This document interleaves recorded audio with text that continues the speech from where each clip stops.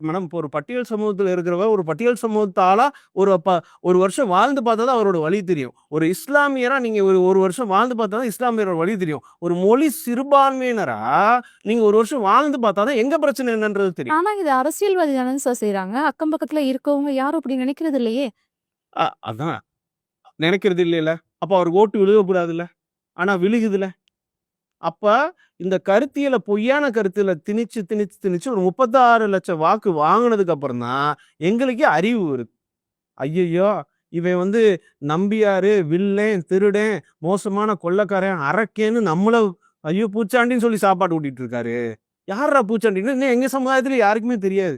அப்ப முழுக்க முழுக்க விஜயநகர பேரரசு, முழுக்க முழுக்க தெலுங்கர்கள், வடுகர்கள், பாளையக்காரர்கள் இவங்க தான் இந்த தமிழ்நாட்ட சூறையாடி நம்மள அடிமைப்படுத்தி வச்சாங்க. ஏதோ அடிமைப்படுத்தி வச்சிருக்கதா சொல்லி எங்களுக்கே தெரியாத விஷயத்தெல்லாம் சொல்லி, பிரபாகரன் அப்படின்றவருக்கு அவ்வளோ உடன்பிறவா சகோதரர்கள் மாதிரி அந்த போர்க்களத்துல நின்னவங்க நாங்க.